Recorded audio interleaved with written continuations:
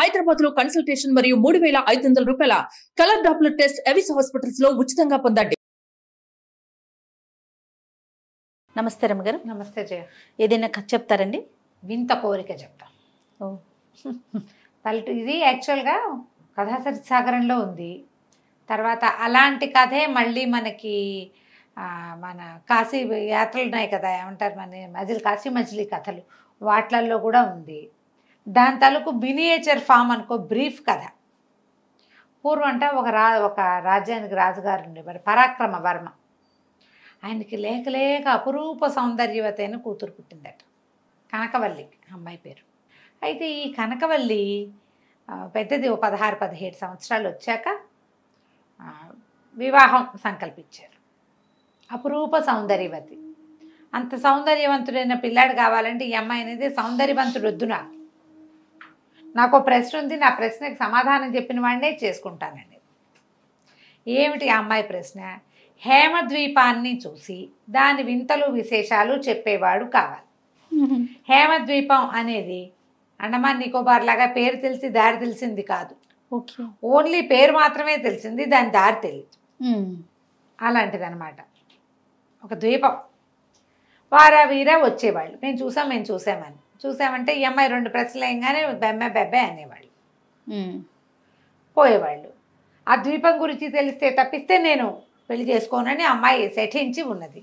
రాజుగారు కూడా ఏమంటున్నారంటే, లేక కలిగిన అపురూపమైన బిడ్డ, అయితే తను ఏదనుకుంటే ఆ ఒక్క మాట కూడా చేయలేమా, అది ఏమన్నా పరాక్రమం కావాలందా ఏమంది.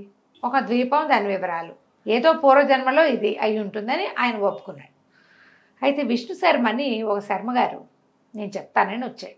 సరే ఏమనుకున్నాడు, రాజు కూడా ఎంకరేజ్ చేశాడు. ఈ విష్ణు శర్మ అనేవాడు ఒకడు వచ్చాడు. ఇతను ఏం చేశాడు, ఈ విష్ణు శర్మ వాళ్ళ దగ్గర వీళ్ళ దగ్గర హేమద్వీపం కబుర్లు, అవి నిజాలో కాదో తెలియదు. ఆ ఊళ్ళో అక్కడలా ఉంటుంది, అక్కడ ఉంటాయట, అవి విన్నాడు. అవన్నీ మాట్లాడడానికి వచ్చాడు. ఈ అమ్మాయి 4-5 ప్రశ్నలు ఏం కానీ తేలిపోయాడు. తేలిపోయేసరికి అమ్మాయి చిచ్చి వీడికి ఏం తెలియదు, ఇతను ఎప్పుడు వెళ్ళినవాడు కాదని చెప్పేసి వాళ్ళ నాన్న పిచ్చుకబలు చెప్తున్నాడు, వీడిని బయటకు గెంటండి అని ఇతన్ని గెంటిచ్చేశారు. అయ్యో, గెంటిచ్చేసి విష్ణు సరప కనిపించింది, ఏమిటి ఎందుకు తెలుసుకోలేము, మనం గెంటించబడ్డామే వృధాగా, మనకు తెలిసింది చెప్పినా కుదరలేదు. అసలు ఆ హేమద్వీపం ఎక్కడుందో ఏమిటో చూద్దాం. ద్వీపం అనగానే పడవెక్కాలి. అక్కడి నుంచి ఏదో ఒక పడవెక్కేసాడు. అదొక మహాసముద్రం మీద ప్రయాణం చేస్తూ వెళ్ళి ఓ చోట ఎక్కడో నౌకాభంగం అయింది. ఈ నౌకాభంగం అయిపోయిన చోట తను విష్ణు శర్మ నీళ్ళల్లో పడిపోయాడు.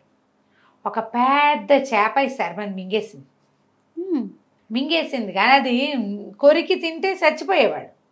అది అమాంతం మింగింది, తర్వాత జీర్ణం చేసుకుంటుందిట అది. సరే ఇతను ఏం చేశాడు, ఆ చేప పట్టలో ఉండిపోయాడు. ఆ చేప ఇతని బరువుకి ఎవరికో వాళ్ళలో దొరికేసింది.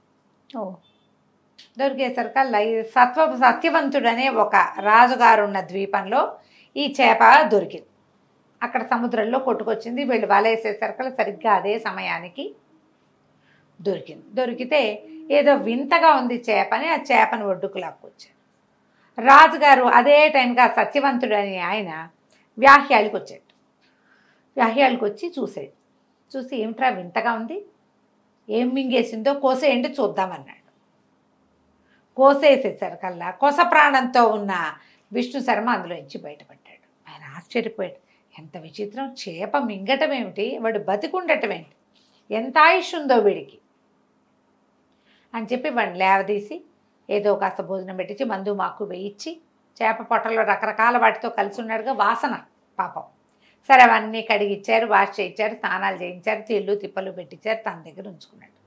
ఉంచుకుంటే ఇతను అన్నాడు, మరి నాకు హేమద్వీపం వివరాలు కావాలండి, నేను దానికోసమే బయలుదేరాను, నా జీవితానికి పెద్ద ముడేసుకుని కూర్చుంది ఆ హేమద్వీపం, అవమానపడి బయటికి రావాల్సి వచ్చింది, నాకు దాని వివరాలు ఇప్పించండి అంటే ఈయన అన్నాడు, హేమద్వీపం సంగతి నాకు కూడా తెలియదు, కాకపోతే నేను ఈ వచ్చే వారం రాహుల ద్వీపానికి వెళ్తున్నా, అక్కడికి ఎందరో మహానుభావులు వస్తారు, మరి ఈ పడవల్లో తిరిగే వాళ్ళు చాలామంది వస్తారు, వాళ్ళల్లో ఎవరినైనా ఈ హేమద్వీపం అనే ప్రత్యేక ద్వీపం గురించి కనుక్కుందాం, నువ్వు మాతో రా అని చెప్తే ఓ వారం 15 రోజులు రాజుగారితో పాటు చక్కగా ఉండి తర్వాత ఆయనతో కలిసి బయలుదేరాడు. బయలుదేరితే ఈ వారం 10 రోజులు ఈ విష్ణు శర్మను చూసి ఈయన ఏమనుకున్నాడట, ఈ సత్యవంతుడు పిల్లాడు చక్కగా ఉన్నాడు, ఎక్కడో పరదేశి అయినా కూడా చాలా బాగున్నాడు మనిషి, రాజకుమార్తె తన పని అయిపోతే రాకుమార్తెనిచ్చి పెళ్లి చేసి తన ద్వీపానికి రాజుని చేసి తన ఇంట్లోనే ఉంచుకోవాలనుకున్నారు. కంపెనీ నచ్చిందనమాట. ఓకే. ఆ విషయాన్ని ఆయన ఇంట్లో చెప్పాడు, అమ్మాయికి చూపించాడు కూడా, ఇతను నీకు ఓకేనా అని. అమ్మాయి కూడా ఓకే అనుకుంది. సరే ఇతను అడిగిన హేమద్వీపాన్ని తీసుకెళ్ళాలి కదా, రాజుగారు ఈ సత్యవంతుడును మన విష్ణు శర్మ ఇద్దరు కలిసి పెద్ద పడవలెక్కి రాహుల ద్వీపానికి బయలుదేరారు. ఆ రాహుల ద్వీపానికి వెళ్తున్న దారిలో ఏమైంది, ఒక పెద్ద సుడిగుండం లాంటిది వచ్చి వీళ్ళ పడవ సుడిగుండంలో పడిపోయింది. సత్యవంతుడు తేలలేదు. అయ్యయ్యో. కానీ విష్ణు శర్మకి ఒక కొయ్య పలక దొరికింది. ఏదో ద్వీపానికి కొట్టుకుపోయాడు. కొట్టుకుపోతే సరే ఏవో చెట్లు కనపడ్డాయి, ఏదో తిండి వెతుక్కుంటూ ఆ ద్వీపంలో అటు ఇటు తిరుగుతుంటే గండభేరుండ పక్షులు ఉన్నాయి అక్కడ, పెద్ద పెద్ద పక్షులు. ఆ గండభేరుండ పక్షులను చూసి అవి మాట్లాడుకుంటున్నవి విన్నాడు. సరే ఒక చోట ఎక్కడో చెట్టు కింద కూర్చుంటే పైన అన్ని పక్షులు మాట్లాడుకుంటుంటే పక్షి భాష తెలిసినటువంటి విష్ణు శర్మ ఒక గండభేరుండంతో మాట్లాడాడు. కి మాట్లాడేసరికి ఆశ్చర్యపోయిన మనిషి తన భాష మాట్లాడటం. ఇద్దరు కొంచెం స్నేహం చేశారు. చేస్తే ఈ శర్మ ఏమన్నాడంటే, నన్ను హేమద్వీపానికి తీసుకెళ్తావా అని అడిగాడు. ఆ గండభేరుండం అలాగే నువ్వు నా కాళ్ళు పట్టుకొని కూర్చో, కాళ్ళ మీద కూర్చో, మేము ఎగిరే దారిలో హేమద్వీపం కనపడుతుంది, అక్కడికి మనుషులు ఎవ్వరూ చొరరాదు అందులోకి, అది ఒక రకమైన పాతాళపు దారి అనుకో, మామూలుగా మనుషులు తిరిగేది కాదు, తీసుకెళ్తాను. ఈ సముద్రాలు లోపలి మీద నుంచి అలా ఎగురుకుంటూ ఆ గండభేరుండంతో పాటు విష్ణు శర్మ వెళ్ళిపోయాడు. వెళ్తే ఒక చోట వదిలిపెట్టి అది పెద్ద తోట, ద్వీపమే, ఎంత పెద్ద తోట, అక్కడక్కడ తిరిగాడు. తిరిగితే ఆ తోటలో పళ్ళు కోయటానికి కొంతమంది ఆడవాళ్ళు వచ్చారు. చక్కటి అలంకారాలు, మనుషుల్లాగా కనపడుతున్నా కానీ వాళ్ళు మనుషులైతే గ్యారంటీగా కాదు. సరే వాళ్ళు ఏం చేశారు, ఈ తోటలో తిరుగుతున్న విష్ణు శర్మని పట్టుకుని తమ రాణి గారి దగ్గరికి తీసుకుపోయారు. ఓకే. కనకరేఖ ఆవిడ పేరు. తీసుకుపోతే ఆవిడ చాలా సంతోషించింది. ఇప్పటిదాకా ఎప్పుడు మనుషుల్నే చూడలేదు మేము, ఊరికే మానవులు ఇలా ఉంటారని అదని తెలుసు, మాతో ఉండమని ఉంచుకొని చక్కగా తిండి తిప్పలు పెట్టింది. 4 రోజులు బాగా ఆమె వెనకాల తిప్పుకుంది. నువ్వు ఇక్కడికి వచ్చావు, నన్ను పెళ్లి చేసుకో, ఒక మానవుడితో వివాహం అవుతుందని మా నాన్న ఎప్పుడో చెప్పాడు, ఇక్కడే ఉండమంటే సరేనన్నాడు. తిరగటం మొదలుపెట్టాడు. అయితే ఏమైంది, ఈ లోపల వాళ్ళ నాన్న దగ్గర నుంచి ఒక ఉత్తరం వచ్చింది ఆ కనకరేఖకి, నేను మా తండ్రిని కలిసి వస్తాను, నువ్వు హాయిగా ఉండు, ఈ బిల్డింగ్ అంతా నీ ఇష్టం వచ్చినట్టు తిరుగు, 2వ ఫ్లోర్లో 36వ గది అని ఒక నెంబర్ చెప్పింది, ఆ గదిలోకి మాత్రం వెళ్ళబాక, మిగిలిందంతా నీ ఇష్టం వచ్చినట్టు తిరుగు, చెలికత్తెలు ఉన్నారు, దాసదాసీగణం ఉన్నారు, నీ తిండి తిప్పలకి వ్యవహారాలకి ఏమీ ఇబ్బంది ఉండదు అని చెప్పి వెళ్తే ఇతను ఆ బిల్డింగ్ అంతా ఎన్నో రకాల పచ్చాలతోటి రత్నాలతోటి చేసిన తలుపులు, అక్కడి నుంచి ముత్యాల షాండ్లైర్స్, బంగారపు వేదికలు, నవరత్నాలు పొదిగినటువంటి వస్తువులు ఎన్ని చూశాడో. అక్కడ చిలకలు మాట్లాడతాయి, హంసలు నాట్యం ఆడతాయి, తర్వాత నెమళ్ళు నాట్యం చేస్తాయి, హంసలు చిలకలు ఇవి కలిసి ఏదో గాన కచేరీ లాంటివి చేస్తూ ఉంటాయి. పెద్ద పెద్ద తోటలు, నిండా పళ్ళు, ముత్యాలు పగడాలు కాసే చెట్లు, ఎన్నో. అంతా చూసి ఆ బిల్డింగ్ అంతా తిరిగి ఆ బిల్డింగ్లో ఉన్నటువంటి ఏ గదిలోకి నువ్వు వెళ్ళొద్దందో ఆ గదిలోకి వెళ్ళాడు. వెళ్తే ఆ గదిలో 2 మంచాల మీద 2 మహాసౌందర్యవతులైన అమ్మాయిలు ఉన్నారు. తెల్లబోయాడు. దగ్గరికి వెళ్ళి చూస్తే అందులో ఒకటి కనకవల్లి, కనకప్రభ, తను మొట్టమొదట ఒక రాజుగారి దగ్గరికి వెళ్ళాడు కదా, పరాక్రమరాజు, అవునవును, ఆయన కూతురు. ఏంటి 2 బాడీలు ఇక్కడ ఉన్నాయి, ఆ అమ్మాయి అక్కడ ఉంది కదా, చాలా వింతగా ఉంది. సరే ఏం చేశాడు, దానికి ఆ గదికి ఒక బాల్కనీ, దాన్ని ఆనించి ఒక తోట ఉన్నాయి. ఇవి ఫ్లోర్ల వైజ్గా ఉన్నాయి కదా, 2వ ఫ్లోర్ కూడా ఒక తోట కనపడుతుంది. ఆ తోటలోకి వెళ్ళాడు. అక్కడ ఒక పంచకళ్యాణి గుర్రం, ఎంత బాగుందో. సరే ఏం చేశాడు, దగ్గరికి వెళ్ళి దాన్ని ఎక్కబోయాడు. ఎక్కబోతే ఆ గుర్రం ఒక్క తన్ను తన్నింది. తన్నేసరికల్లా అక్కడ ఒక బావి ఉంది. ఆ బావిలో పడ్డాడు. వెళ్ళి బావిలో పడినవాడు ఇక ఎక్కడ ప్రత్యక్షం అయ్యాడు? పరాక్రమరాజు గారి ఊళ్ళో ఉన్న ఏట్లో ప్రత్యక్షం అయ్యాడు.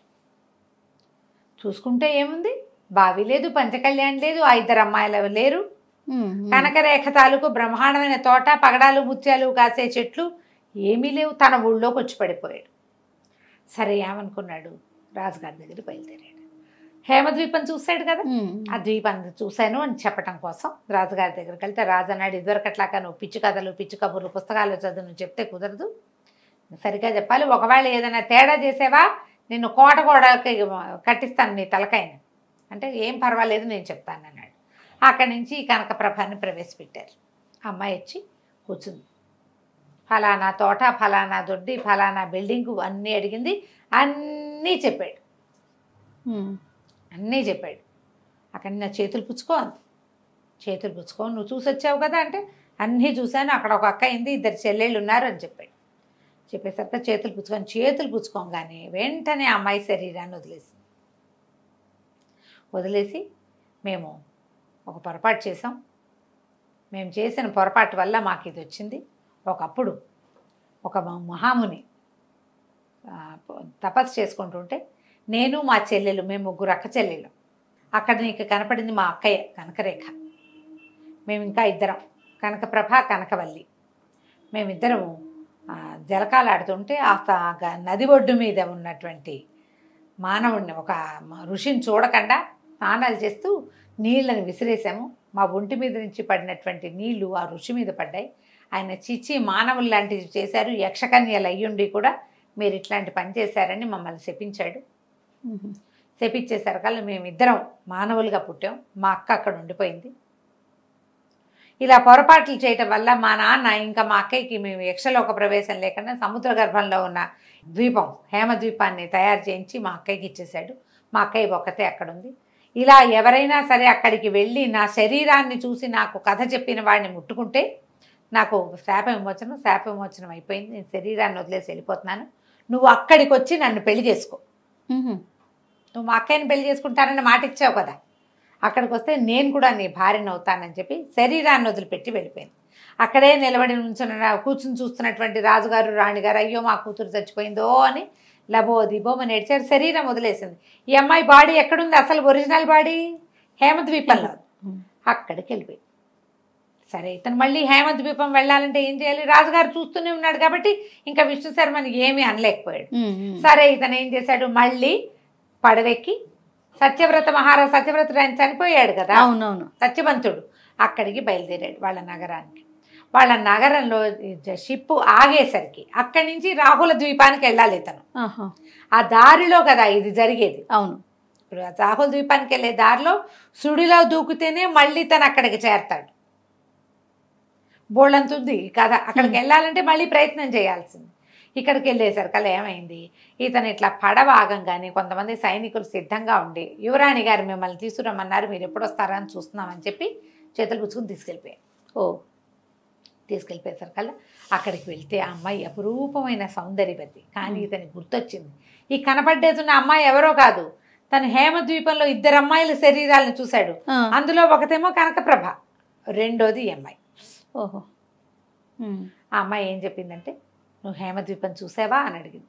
చూశాను, ఇప్పుడు నేను అక్కడ చూసినవన్నీ నేను మా యువరాణికి చెప్పాను అన్నాడు. ఏమేమి చూసావో చెప్పు అంది చేతులు పుచ్చుకుని. నేను కనకవల్లిని కనకరేఖను కలిశాను, అక్కడ 2 డెడ్ బాడీలు చూశాను, పంచకళ్యాణి నన్ను ఒక తన్ను తన్నిదనగానే ఈ అమ్మాయి వెంటనే శరీరాన్ని వదిలేసింది. నేనే ఆ 3వ దాన్ని, మేము 3 అక్క చెల్లెళ్ళం, పద మనం వెళ్ళిపోదాం, నువ్వు ఇంకో రకంగా అక్కడికి చేరవు, కిందటిసారి నీకు అవకాశం లభించింది కాబట్టి చేరావని ఆ అమ్మాయి ఒక చప్పట్లు చరిచింది. రాణిగారు చూస్తూనే ఉంది, ఆవిడికి తెలుసు శాపగ్రస్త అయిన యక్షకన్య తమకు పుట్టిందని. మా తండ్రిని బతికించి పంపిస్తాం, ఆయన సముద్ర గర్భంలో ఎక్కడో పడిపోయాడు అని చెప్పి తల్లికి చెప్పి చప్పట్లు తెరితే ఒక మేఘం వచ్చిందిట కిందకి. ఆ మేఘం మీద కూర్చుని ఈ కనకవల్లి విష్ణు శర్మ ఇద్దరు కూర్చుని వెళ్ళిపోయారు. ఈ అమ్మాయి వెళ్తూ వెళ్తూ ఆ మేఘాన్ని చెప్పింది, నా తండ్రి అయిన సత్యవంతుణ్ణి రాజ్యానికి మళ్ళీ చేర్చు అని. ఈ అమ్మాయిని హేమద్వీపానికి వెళ్ళిపోయింది అమ్మాయితో సహా. అప్పుడు కనకరేఖ, కనకప్రభ, కనకవల్లి ముగ్గురు అమ్మాయిల్ని పెళ్లి చేసుకుని ఎంతో కాలం పాటు వాళ్ళలాగానే యక్షుల్లాగా చాలా సంవత్సరాలు జీవించే అవకాశాన్ని పొంది విష్ణు శర్మ అక్కడే ఉండిపోయాడట. కథకంటికి మనం ఇంటికి.